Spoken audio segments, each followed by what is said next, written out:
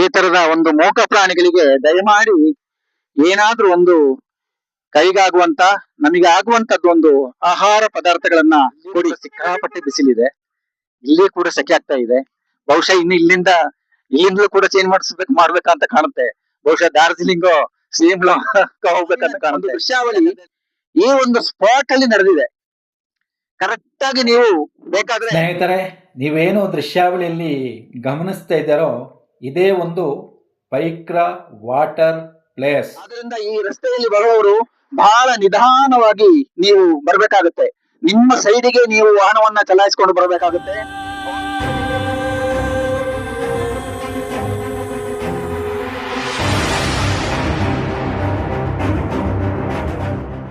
Hello ನನ್ನ ಸ್ನೇಹಿತರೆ, ಎಲ್ರು ಹೇಗಿದ್ದೀರಾ? ನೀವೆಲ್ರು ಆರಾಮವಾಗಿ ಚೆನ್ನಾಗಿದ್ದೀರಿ ಅಂತ ಹೇಳಿ ಹೇಳ್ತಾ ಉಷಾ ವೆಂಕಟೇಶ್ವರ ವ್ಲಾಗ್ ಚಾನೆಲ್ಗೆ ನಿಮ್ಗೆಲ್ಲರಿಗೂ ಸ್ವಾಗತ. ಅದೇ ರೀತಿ ನಾನಿವತ್ತು ಎಲ್ಲಿದ್ದೀನಪ್ಪ ಅಂತ ಹೇಳಿದ್ರೆ, ಊಟಿಯಿಂದ ಸಾಧಾರಣ ಒಂದು 16-17 ಕಿಲೋಮೀಟರ್ ಅಂತರದಲ್ಲಿರುವಂತಹ ಒಂದು ಫಿಲ್ಮ್ ಶೂಟಿಂಗ್ ಪಾಯಿಂಟ್ ಅಂತ ಹೇಳುವಂತಹ ಒಂದು ಜಾಗದಲ್ಲಿ ಇದ್ದೀನಿ. ಈ ಶೂಟಿಂಗ್ ಪಾಯಿಂಟ್ ಅಲ್ಲಿ ನಮಗೆ ಹಲವಾರು ಚಿತ್ರೀಕರಣಗಳಾಗಿವೆ. ಕನ್ನಡ ಆಗಿರಬಹುದು, ತಮಿಳ್ ಆಗಿರಬಹುದು, ಮಲಯಾಳಂ ಆಗಿರಬಹುದು, ಎಲ್ಲಾ ಚಿತ್ರೀಕರಣ ಮಾಡುವಂತ ಒಂದು ಜಾಗ. ಅದೇ ರೀತಿ ಪ್ರವಾಸಿಗರು ಈ ಊಟಿ ನೀಲಗಿರಿಗೆ ಬಂದಾಗ ಎಲ್ರು ಕೂಡ ಈ ಒಂದು ಜಾಗದಲ್ಲಿ ನಿಂತು ಒಂದು ವೀಕ್ಷಣೆ ಮಾಡಿ ಹೋಗುವಂತ ಜಾಗ. ನೋಡ್ಬಹುದು ನನ್ನ ಹಿಂದೆ ನಿಮಗೆ ಸುಂದರವಾಗಿರುವಂತಹ ಒಂದು ದೃಶ್ಯಾವಳಿಯನ್ನ ನಾನು ನಿಮಗೆ ತೋರಿಸ್ತಾ ಇದ್ದೀನಿ. ಮತ್ತೆ ಇನ್ನೇನಪ್ಪಾ ಅಂತ ಹೇಳಿದ್ರೆ, ಈ ಒಂದು ರಸ್ತೆಯಲ್ಲಿ ನಿಮಗೆ ಇನ್ನು ಬರೋದಾದ್ರೆ ಗೂಡಲೂರಿಂದ ಊಟಿ ತನಕ ಕರ್ನಾಟಕದವರಾಗಿರ್ಬಹುದು, ಕೇರಳದವರಾಗಿರ್ಬಹುದು, ಈ ರಸ್ತೆಯಲ್ಲಿ ಬರೋದಾದ್ರೆ ಬಹಳ ಕೇರ್ಫುಲ್ ಆಗಿ ನೀವು ಬರ್ಬೇಕಾಗುತ್ತೆ. ಯಾಕಂತ ಹೇಳಿದ್ರೆ ಈ ಒಂದು ಬೇಸಿಗೆ ರಜೆಯ ಸಮಯದಲ್ಲಿ ದಟ್ಟಣೆಯ ವಾಹನ ದಿಟ್ಟಣೆ ಹಾಗೂ ಟ್ರಾಫಿಕ್ ಬಹಳಷ್ಟು ಟ್ರಾಫಿಕ್ ಇರುವ ಕಾರಣ ವಾಹನದಲ್ಲಿ ಬರುವವರು ನಿಧಾನವಾಗಿ ಬನ್ನಿ ಅಂತ ಹೇಳೋಕೆ ನಾನು ಇಚ್ಛೆ ಪಡ್ತೀನಿ. ಯಾಕಂದ್ರೆ ಸಿಂಗಲ್ ರಸ್ತೆ ಮತ್ತೆ ಬಲವು ರಸ್ತೆ, ಈ ಬಲವು ರಸ್ತೆಯಲ್ಲಿ ನಮಗೆ ಮುಂಬದಿಯಿಂದ ಬರುವಂತ ಬಸ್ಗಳಾಗಿರ್ಬಹುದು, ಲಾರಿ ಆಗಿರಬಹುದು, ಯಾವುದು ಕೂಡ ನಮಗೆ ಕಾಣಲ್ಲ. ಹಾಗಾಗಿ ನಾವು ನಮ್ಮ ಸೈಡಿಗೆ ನಮ್ಮ ಒಂದು ಎಡಬದಿಯಿಂದ ಡ್ರೈವಿಂಗ್ ಮಾಡಿಕೊಂಡು ನಾವು ಬರ್ಬೇಕಾಗತ್ತೆ. ನಮ್ಮ ಒಂದು ಕೇರಳ ಮತ್ತೆ ಕರ್ನಾಟಕ ಸಮೀಪವಾಗಿರುವಂತಹ ಒಂದು ಈ ನೀಲಗಿರಿ ಒಂದು ಸುಂದರವಾಗಿರುವಂತಹ ಒಂದು ತಾಣ ಇದು. ಇಲ್ಲಿ ಎಲ್ಲಾ ಸಮಯದಲ್ಲಿ ಕೂಡ ನಿಮಗೆ ಇಲ್ಲಿ ಒಂದು ಕ್ಲೈಮೇಟ್, ಸುಂದರವಾಗಿರುವಂತಹ ಒಂದು ಕ್ಲೈಮೇಟ್. ನನ್ನ ಹಿಂದೆ ನೀವೀಗ ದೃಶ್ಯಾವಳಿಯಲ್ಲಿ ಏನು ಗಮನಿಸ್ತಾ ಇದ್ದೀರಾ, ಇದೇ ಒಂದು ಫಿಲ್ಮ್ ಶೂಟಿಂಗ್ ಪಾಯಿಂಟ್ ಆಗಿರುತ್ತೆ. ಇದಕ್ಕಿಂತ ಮೊದಲು ನೀವು ಮುಂದೆ ಹೋದ್ರೆ ಪೈಕ್ರಾ ಅನ್ನುವಂತ ಒಂದು ಜಾಗ ಇದೆ. ಅಲ್ಲಿ ಕೂಡ ಬೋಟ್ ಹೌಸ್ ಹಾಗೂ ಇನ್ನಿತರ ಟೂರಿಸ್ಟ್ ಪ್ಲೇಸ್ ನೋಡುವಂತ ಒಂದು ಜಾಗ ಅದು ಕೂಡ. ಇದು ಈಗ ನಾನು ನಿಮಗೆ ಈ ಒಂದು ಶೂಟಿಂಗ್ ಪಾಯಿಂಟ್ ನ ಒಳಗಡೆ ಹೋಗಿ ನಾನು ನಿಮಗೆ ಒಂದು ವಿಡಿಯೋ ಮಾಡಿ ನಾನು ನಿಮಗೆ ತೋರಿಸ್ತೀನಿ ಯಾವ ತರ ಇದೆ ಅಂತ ಹೇಳಿ. ಇಲ್ಲಿ ನೋಡ್ತಾ ಇದ್ದೀರಾ, ಇದೇ ಒಂದು ಶೂಟಿಂಗ್ ಪಾಯಿಂಟ್ ಒಂದು ಜಾಗ ಆಗಿರುತ್ತೆ. ಇಲ್ಲಿ ಟಿಕೆಟ್ ಚಾರ್ಜ್ ಕೂಡ ಇದೆ, ನೋಡ್ಬಹುದು. ಅದೇ ರೀತಿ ನಿಮಗೆ ಏನಾದ್ರೂ ಟೀ, ಕಾಫಿ ಅಥವಾ ಏನಾದ್ರೂ ಕುಡಿಬೇಕಂದ್ರೆ ಫುಡ್ಗಳು ಬೇಕಾದ್ರೆ ಇಲ್ಲಿ ಅವೈಲೇಬಲ್ ಇದೆ. ಇದೇ ತರ ಇದು ಮುಂದೆ ಹೋದ್ರೆ ಸೀತಾ ಊಟಿಗೆ ಹೋಗುತ್ತೆ. ಊಟಿ ಮೇಟುಪಾಳ್ಯಂ ಹೋಗುವಂತ ಒಂದು ರಸ್ತೆ ಆಗಿದೆ. ಇಲ್ಲಿ ಇನ್ನು ಕೂಡ ಹಲಾ ತರದ ಒಂದು ಟೂರಿಸ್ಟ್ ಪ್ಲೇಸ್ಗಳಿದೆ, ವಿಲೇಜ್ಗಳಿದೆ. ಅದೇ ರೀತಿ ಕಾಣುವಂತಹ ಒಂದು ಸುಂದರವಾಗಿರುವಂತಹ ಒಂದು ದೃಶ್ಯಾವಳಿ ಬಹಳಷ್ಟು ಇದೆ. ನಾವು ಪ್ರತಿನಿತ್ಯವೂ ಕೂಡ ಎಲ್ಲಾ ಒಂದೊಂದು ಕಡೆಗೆ ಹೋಗಿ ಶೂಟಿಂಗ್ ಮಾಡಿಕೊಂಡು ಅದರ ಒಂದು ಸುಂದರವಾದ ಒಂದು ತಾಣವನ್ನ ನಾನು ನಿಮಗೆ ಈ ಒಂದು ಚಾನೆಲ್ ಮುಖಾಂತರ ತಲುಪುವ ಪ್ರಯತ್ನವನ್ನ ನಾನು ಮಾಡ್ತೀನಿ. ಈಗ ನಿಮಗೆ ನಾನು ದೃಶ್ಯಾವಳಿಯಲ್ಲಿ ನಾನು ಈ ಒಂದು ರಸ್ತೆ ಯಾವ ರೀತಿ ಇದೆ ಇಲ್ಲಿ ಅಂತ ಹೇಳಿ ನಾನು ನಿಮಗೆ ತೋರಿಸ್ಕೊಡ್ತೀನಿ. ಯಾಕಂತ ಹೇಳಿದ್ರೆ ಇಲ್ಲಿ ಈ ಒಂದು ಮಾರ್ಚ್ ತಿಂಗಳು ಕೊನೆಯಿಂದ ಹಾಗೂ ಮೇ ತಿಂಗಳು ತನಕ ಇಲ್ಲಿ ದಿಟ್ಟಣೆ ಒಂದು ವಾಹನ ಇರುವುದರಿಂದ ಇಲ್ಲಿ ಬಹಳ ಕೇರ್ಫುಲ್ ಆಗಿ ಬರಬೇಕಾಗುತ್ತೆ. ಯಾಕಂತ ಹೇಳಿದ್ರೆ ಆಕ್ಸಿಡೆಂಟ್ಗಳು, ಸರಣಿ ಅಪಘಾತಗಳು ಇಲ್ಲಿ ತುಂಬಾ ನಡೀತಾ ಇರುತ್ತೆ. ಮುಂದೆ ಬರುವಂತಹ ವಾಹನಗಳು ಯಾವುದು ಕಾಣಲ್ಲ. ಅದರಲ್ಲೂ ಟೂ ವೀಲರ್ ಮತ್ತೆ ಕಾರ್ನವರು ಅತಿ ವೇಗ ತುಂಬಾ ಕಡಿಮೆ ಮಾಡ್ಕೊಂಡು ಬರ್ಬೇಕಾಗುತ್ತೆ. ಯಾಕಂತ ಹೇಳಿದ್ರೆ ರಾಂಗ್ ಸೈಡ್ ಗೆ ಬಂತು ಅಂದ್ರೆ ಆ ಕಡೆಯಿಂದ ಬರುವಂತಹ ಟ್ರಕ್ ಆಗಿರ್ಬೋದು, ಬಸ್ಗಳಾಗಿರ್ಬೋದು ಗೊತ್ತಾಗಲ್ಲ. ಹಾಗಾಗಿ ತುಂಬಾ ನಿಧಾನವಾಗಿ ನೀವು ಬನ್ನಿ. ಸ್ನೇಹಿತರೆ, ನೀವೇನು ದೃಶ್ಯಾವಳಿಯಲ್ಲಿ ಈಗ ನೋಡ್ತಾ ಇದ್ದೀರಾ, ಈ ಒಂದು ರಸ್ತೆ ಬಹಳ ತಿರುವು ಬಳವಿಂದ ಕೂಡಿರುವಂಥ ರಸ್ತೆ. ಆದ್ದರಿಂದ ಟೂ ವೀಲರ್ ಹಾಗೂ ಫೋರ್ ವೀಲರ್ ವೆಹಿಕಲಲ್ಲಿ ಬರುವವರು ಬಹಳ ನಿಧಾನವಾಗಿ ಬನ್ನಿ. ಯಾಕೆಂದರೆ ಗೂಡಲೂರಿಂದ ಊಟಿ ತನಕ 50 ಕಿಲೋಮೀಟರ್ ಅಂತರ ಇದೆ. ಹಾಗಾಗಿ ಮುಂಭಾಗದಿಂದ ಬರುವಂಥ ಒಂದು ವೆಹಿಕಲ್ಗಳು ನಮಗೆ ಕಾಣದ ಕಾರಣ ನಾವು ಅತಿ ವೇಗದಿಂದ ಬರುವುದು ಒಳ್ಳೆಯದಲ್ಲ. ನೋಡಬಹುದು ದೃಶ್ಯಾವಳಿಯಲ್ಲಿ ಈ ಥರದ ಟಿಪ್ಪರ್ ಲಾರಿಗಳು ಹಾಗೂ ಬಸ್ಸುಗಳು ಈ ಒಂದು ದಾರಿ ಮೂಲಕ ಗುಡಲೂರು ಊಟಿಗೆ ಸಂಚಾರ ಮಾಡ್ತಾನೇ ಇರ್ತವೆ. ಬಹಳ ತಿರುವಾಗಿರುವಂಥ ಒಂದು ರಸ್ತೆ. ಆದ್ದರಿಂದ ನಿಧಾನವಾಗಿ ನೀವು ಬನ್ನಿ. ಇದು ಶೂಟಿಂಗ್ ಪಾಯಿಂಟಿನ ಮುಂಭಾಗದಲ್ಲಿ ಒಂದು ಕಾಣುವಂತಹ ಒಂದು ದೃಶ್ಯಾವಳಿಯನ್ನ ನೀವೀಗ ನೋಡಬಹುದು. ಎಲ್ಲಿ ತನಕ ನೋಡಿ ಬೆಟ್ಟ ಗುಡ್ಡಗಳ ಒಂದು ಅಂದ ಚಂದವನ್ನ ನೀವು ಈಗ ನೋಡ್ತಾ ಇದ್ದೀರಾ. ನೀಲಗಿರಿ ಮರಗಳನ್ನ ನೀವು ಕಾಣಬಹುದು ಸುತ್ತಮುತ್ತ.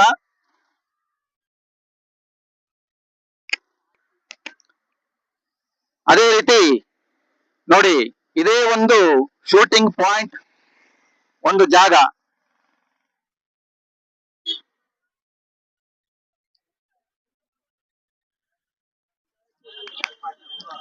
ಇಲ್ಲಿ ಏನಪ್ಪಾ ಅಂತ ಹೇಳಿದ್ರೆ ಎಲ್ಲಾ ಪ್ರವಾಸಿಗರು ಬಂದು ಜೋಳವನ್ನ ಇಲ್ಲಿ ಖರೀದಿ ಮಾಡ್ತಾರೆ. ಜೋಳವನ್ನ ಖರೀದಿ ಮಾಡ್ಕೊಂಡು ಹೋಗ್ಬೇಕಾದ್ರೆ ಕೋತಿಗಳು ಬಂದು ಅಟ್ಯಾಕ್ ಮಾಡಿದ್ದಾಯ್ತು. ಬಂದು ಯಾರನ್ನು ತಿನ್ನಕ್ಕೆ ಬಿಡಲ್ಲ. ಆ ತರ ಒಂದು ವ್ಯವಸ್ಥೆ. ಫುಡ್ ಕೈಯಲ್ಲಿದ್ದದನ್ನ ಎಳ್ಕೊಂಡು ಹೋಗ್ಬಿಡುತ್ತೆ ಇಲ್ಲಿ.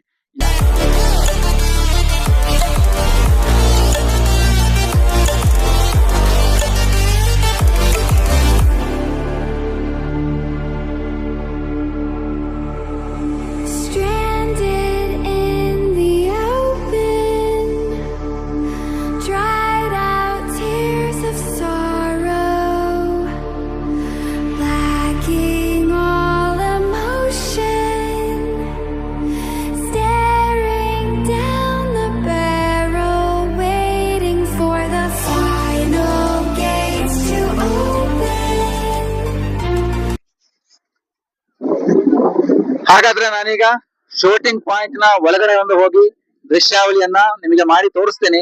ವಿಡಿಯೋ ಮಾಡೋದಕ್ಕೆ ಪರ್ಮಿಷನ್ ಇದೆ ಇಲ್ವ ಅಂತ ಗೊತ್ತಿಲ್ಲ. ಅಲ್ಲಿ ಕ್ಯಾಮರಕ್ಕೆ, ವಿಡಿಯೋ ಕ್ಯಾಮರಕ್ಕೆ 500 ರೂಪಾಯಿ ಅಂತ ಹಾಕಿದ್ದಾರೆ. ಏನು ಅಲೋ ಇದೆ ಅಂತ ಗೊತ್ತಿಲ್ಲ. ಅಲೋ ಇದ್ರೆ ನಾನು ಮಾಡ್ತೀನಿ. ಯಾಕಂದ್ರೆ 500 ರುಪೀಸ್ ಕೊಟ್ಬಿಟ್ಟು ನಾನು ಮಾಡಕ್ಕೆ ಹೋಗಲ್ಲ. ಯಾಕಂತ ಹೇಳಿದ್ರೆ ಮೊಬೈಲ್ ನಲ್ಲಿ ಚಿತ್ರೀಕರಣ ಮಾಡಬಹುದು ಅಂತ ಹೇಳಿದ್ರೆ ಚಿತ್ರೀಕರಣ ಮಾಡ್ತೀನಿ. ಅದ್ಭುತವಾಗಿರುವಂತ ಒಂದು ಜಾಗ ಇದು ಮಾತ್ರ.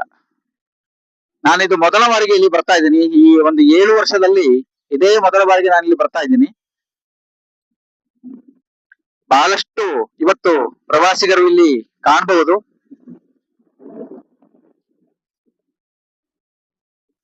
ಈ ಮಾತನ್ನ ನಾನು ಯಾಕೆ ಒಂದು ಪ್ರಸ್ತಾಪ ಮಾಡ್ತಾ ಇದ್ದೀನಿ ಅಂತ ಹೇಳಿದ್ರೆ, ಇದನ್ನ ಎಲ್ರಿಗೂ ನಾನು ಹೇಳ್ತಾ ಇಲ್ಲ. ಕೆಲವರಿಗೆ ನಾನು ಈ ಮಾತನ್ನ ಹೇಳೋದಕ್ಕೆ ಇಷ್ಟಪಡ್ತೀನಿ. ನಾನು ಇತ್ತೀಚಿನ ದಿವಸಗಳಲ್ಲಿ ಒಂದು ಬೇರೆಯವರ ಒಂದು ಯೂಟ್ಯೂಬ್ ಚಾನೆಲ್ ಅನ್ನ ಕಮೆಂಟ್ ಗಳನ್ನ ನೋಡಿದಾಗ ಅಲ್ಲಿ ಏನ್ ಹೇಳ್ತಾ ಇದಾರೆ ಅಂತ ಹೇಳಿದ್ರೆ, ಇದೆಲ್ಲ ಬೇಕಿತ್ತಾ, ಯೂಟ್ಯೂಬ್ ಚಾನೆಲ್ ಮಾಡ್ಬೇಕಾಗಿತ್ತಾ, ಹೋಗು ಎಲ್ಲಾದ್ರೂ ಕೆಲಸ ಮಾಡು, ದುಡಿ, ಕಷ್ಟಪಡು ಅಂತೆಲ್ಲ ಹೇಳ್ತಾರೆ. ಹಾಗಾದ್ರೆ ನಾನು ಏನು ಹೇಳ್ತಾ ಇದ್ದೀನಿ ಅಂತ ಹೇಳಿದ್ರೆ, ಈ ಯೂಟ್ಯೂಬ್ ಚಾನೆಲ್ ಅಂತ ಹೇಳುವಂತದ್ದು ಒಂದು ಸೋಷಿಯಲ್ ಮೀಡಿಯಾ ವರ್ಕ್ ಅನ್ನುವಂಥದ್ದು ಇದು ಬರೀ ಅಷ್ಟೊಂದು ಕೇವಲನ. ಇದರಲ್ಲಿ ಯಾವುದೇ ರೀತಿಯಾದಂತಹ ಪ್ರಯತ್ನಗಳು, ಹಾಗೆ ಇದರಲ್ಲಿ ಕೆಲಸ, ಇದರಲ್ಲಿ ಒಂದು ಅಂತ ಹೇಳುವಂತದ್ದು ಯಾವುದು ಇಲ್ವಾ? ಹಾಗಾದ್ರೆ ಕನ್ನಡ ಚಿತ್ರೀಕರಣವನ್ನ ಮಾಡ್ತಾರೆ, ಮಲಯಾಳ ಚಿತ್ರೀಕರಣ ಮಾಡ್ತಾರೆ, ತಮಿಳ್ ಚಿತ್ರೀಕರಣ ಮಾಡ್ತಾರೆ. ಹಾಗಾದ್ರೆ ಅವರೆಲ್ಲ ಮಾಡುವಂತದ್ದು ಸುಮ್ಮನೆ ವೇಸ್ಟ್. ಹಾಗಾದ್ರೆ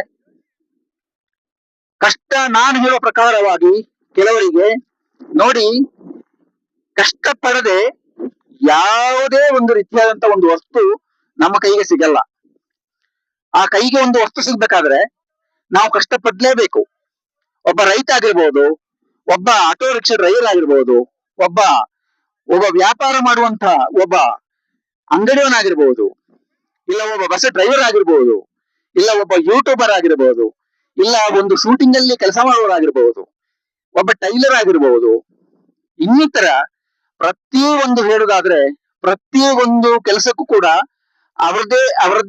ಅವರದೇ ಆಗಿರುವಂತ ಒಂದು ಕಷ್ಟ ನಷ್ಟ ಸುಖ ಅಂತ ಹೇಳುವಂತದ್ದು ಇರುತ್ತೆ.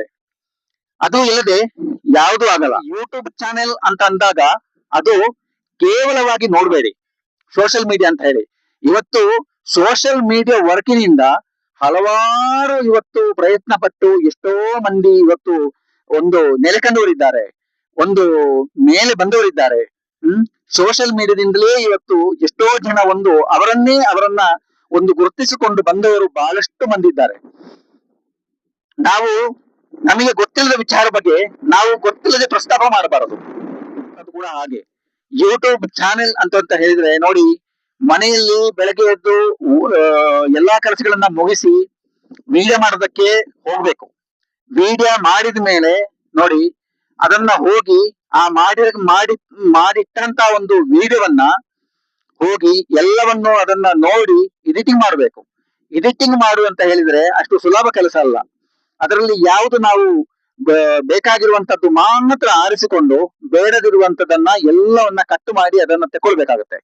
ನಂತರ ಎಡಿಟಿಂಗ್ ಮಾಡಿದಕ್ಕೆ ನಾವು ಅದನ್ನ ಎಲ್ಲವನ್ನು ಕೂಡ ಕೆಲವೊಂದು ಇಷ್ಟೊಂದು ಪೊಸಿಷನ್ ಇದೆ, ಅದನ್ನೆಲ್ಲ ಸೇರಿಸಿಕೊಂಡು ಆ ವಿಡಿಯೋವನ್ನ ಅಪ್ಲೋಡ್ ಮಾಡೋ ಟೈಮಿಗೆ ಸಾಧಾರಣ 5 ರಿಂದ 6 ಗಂಟೆ ಟೈಮ್ ನಮಗೆ ಎಡಿಟಿಂಗ್ ಹಿಡಿಯುತ್ತೆ.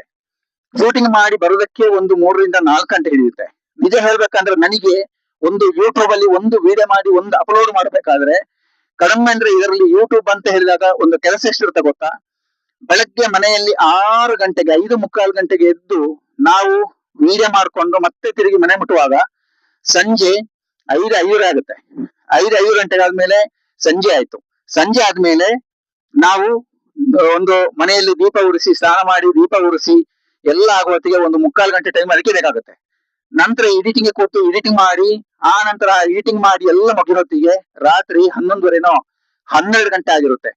ನಂತರ ನಾವು ಅಪ್ಲೋಡ್ ಮಾಡೋದಕ್ಕೆ ಕಾಯ್ಬೇಕಾಗುತ್ತೆ. ಎಷ್ಟು ಸಮಯ ಆಯ್ತು ನೋಡಿ. ನಿದ್ದೆ ಎಷ್ಟು ಹೊತ್ತು ನಿದ್ದೆ ಇದೆ? ಕೇವಲ 4 ರಿಂದ 5 ಗಂಟೆ ಮಾತ್ರ ನಿದ್ದೆ ಇದೆ. ಶೂಟಿಂಗ್ ಪಾಯಿಂಟ್ ಇಂದ ನೋಡಿ ಬೆಟ್ಟವನ್ನ ನಾವು ದಾಟಿ ಇಲ್ಲಿ ಒಳಗೆ ಬಂದಾಗ ನೋಡಿ, ಇಲ್ಲಿ ಕೂಡ ನಾವು ಸುಮಾರು ಮನೆಗಳನ್ನ ಕಾಣಬಹುದು.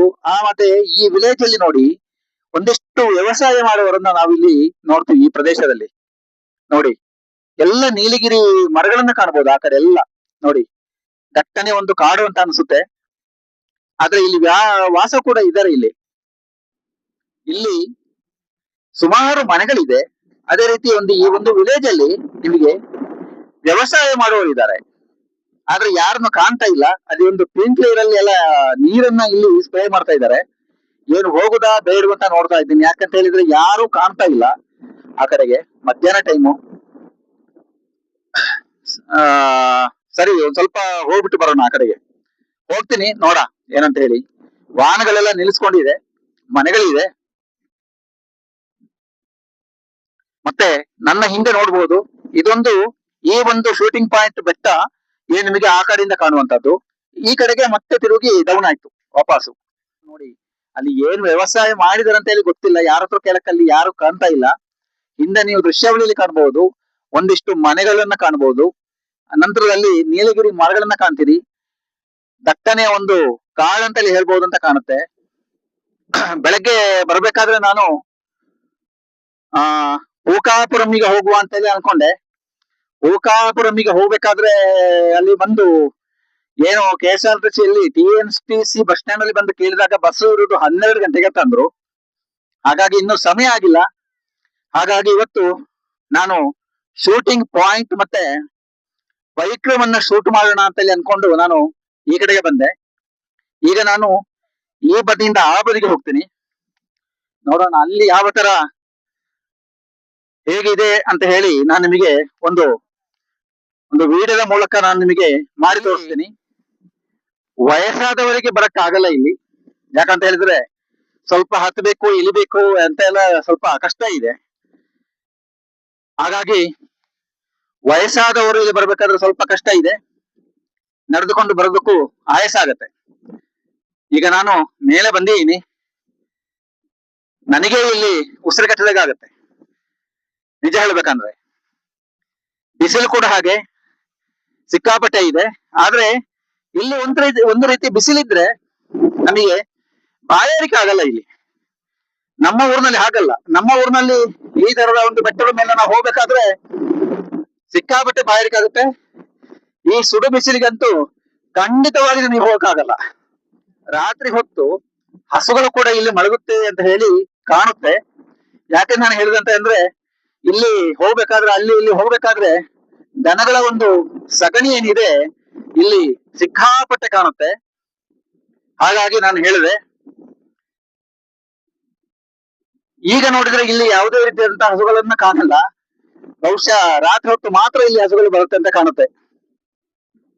ಅದೇ ರೀತಿ ನಿಮಗೆ ನೋಡ್ಬೋದು, ನನ್ನ ಹಿಂಬದಿ ನಿಮಗೆ ನೋಡ್ಬೋದಲ್ಲಿ ಆ ಒಂದು ಈ ಜಾಗದಲ್ಲಿ ಮನೆಗಳು ಕೂಡ ಅಲ್ಲಿ ತುಂಬಾ ಇದೆ. ಇದು ಶೂಟಿಂಗ್ ಪಾಯಿಂಟಿನ ಒಂದು ಮುಂಭಾಗ. ಕೇರಳ ಮತ್ತೆ ಕರ್ನಾಟಕಕ್ಕೆ ಸಮೀಪವಾಗಿರುವ ಒಂದು ತಮಿಳುನಾಡು ರಾಜ್ಯದಲ್ಲಿ ಏನು ನೀಲಗಿರಿ ಬೆಟ್ಟ ಅಂತ ಏನಿದೆ, ಸುಂದರವಾಗಿರುವಂತಹ ಒಂದು ತಾಣ. ಊಟಿ, ಉದಗಮಂಡಲಂ, ಊಟಕಮಾಂಡ್, ಉದಗೈ ಅಂತ ಹೇಳುವಂತ ಹೆಸರನ್ನ ಕರೆಯಲ್ಪಡುವಂತ ಒಂದು ಈ ಜಾಗದಲ್ಲಿ ನಾನೀಗ ಇದ್ದೀನಿ. ಈ ಜಾಗದಲ್ಲಿ ಇನ್ನೂ ಕೂಡ ಅನೇಕ ತರದ ಪ್ರವಾಸಿ ತಾಣಗಳು, ಸುಂದರವಾಗಿರುವಂತಹ ದೃಶ್ಯಾವಳಿ ಇನ್ನೂ ಕೂಡ ಇದೆ. ನೋಡಿ, ತುಂಬಾ ಕಷ್ಟಪಟ್ಟು ನಾವೊಂದು ವಿಡಿಯೋವನ್ನ ನಾವು ಮಾಡಿ ನಿಮಗೆ ತಲುಪುವಂತ ಪ್ರಯತ್ನವನ್ನ ನಾವು ಮಾಡ್ತೀವಿ. ನಮ್ಮ ಒಂದು ಚಾನೆಲ್ಗೆ ದಯಮಾಡಿ ಒಂದು ಸಬ್ಸ್ಕ್ರೈಬ್ ಮಾಡಿ. ಅದೇ ರೀತಿ ನಮ್ಮ ಒಂದು ಇನ್ಸ್ಟಾಗ್ರಾಮ್ ಫಾಲೋ ಮಾಡಿ.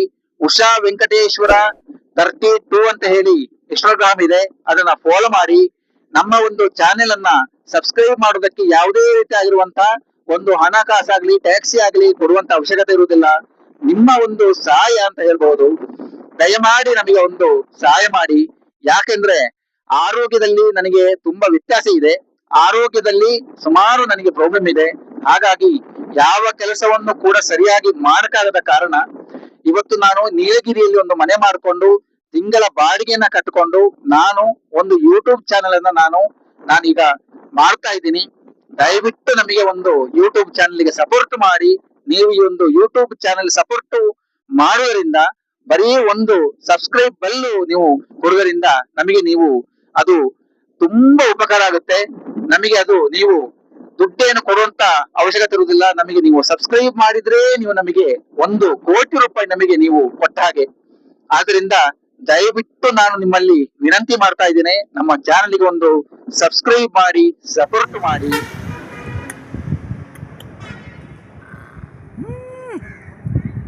ಸಾಪಾಡು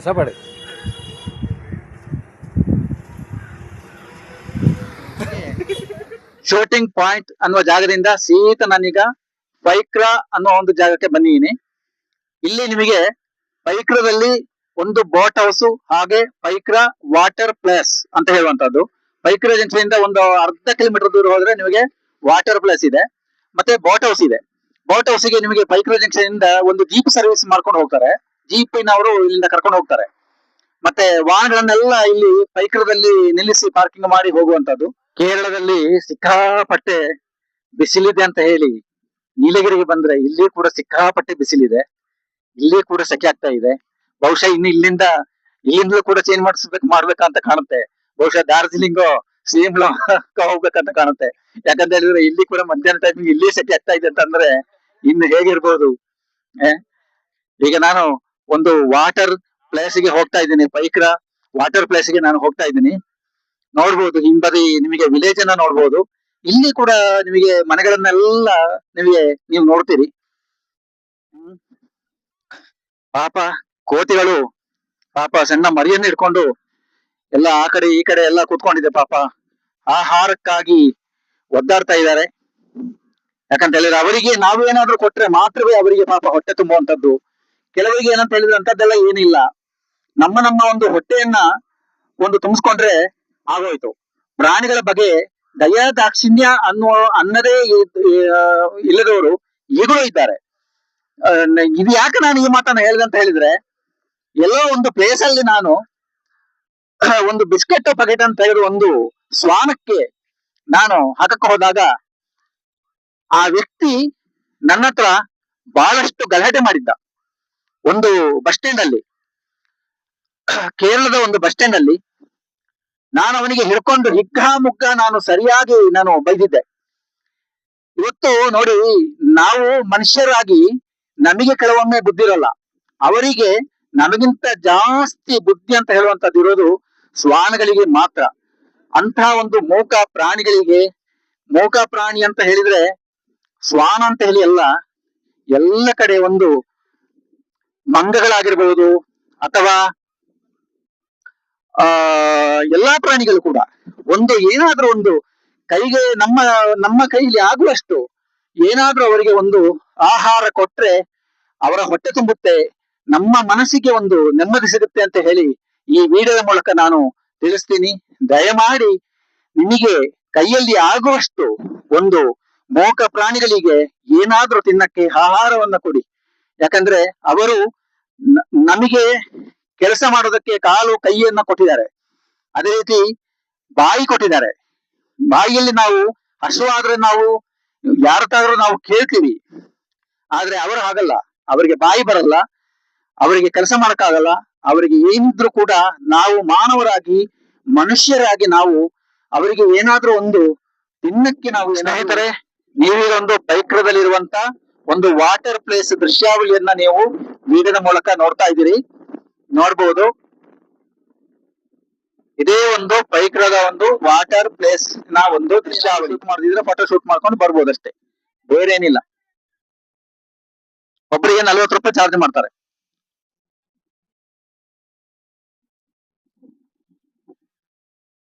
ಈ ಒಂದು ಊಟಿ ಉದಗಮಂಡಲಂ ಅಲ್ಲಿರುವಂತಹ ಒಂದು ಶೂಟಿಂಗ್ ಪಾಯಿಂಟ್ ಜಾಗ ಹಾಗೂ ಪೈಕ್ರ ಬೋಟ್ ಹೌಸ್ ಅಲ್ಲಿರುವಂತಹ ಒಂದು ಜಾಗ ನಿಮಗೆ ಇಷ್ಟ ಆಗಿದೆ ಅಂತ ಹೇಳಿ ಅನ್ಕೊಳ್ತೀನಿ. ಇನ್ನಷ್ಟು ಮತ್ತಷ್ಟು ಒಳ್ಳೆಯ ವಿಷಯಗಳೊಂದಿಗೆ ನಾನು ಮುಂದಿನ ಒಂದು ವಿಡಿಯೋದಲ್ಲಿ ಸಿಗ್ತೀನಿ ಅಂತ ಹೇಳ್ತಾ ಈ ಒಂದು ವಿಡಿಯೋವನ್ನು ಇಲ್ಲಿಗೆ ನಾನು ಮುಗಿಸ್ತಾ ಇದ್ದೀನಿ. ನಿಮಗೆಲ್ಲರಿಗೂ ನಮಸ್ಕಾರ, ಧನ್ಯವಾದಗಳು, ಬಾಯ್ ಬಾಯ್.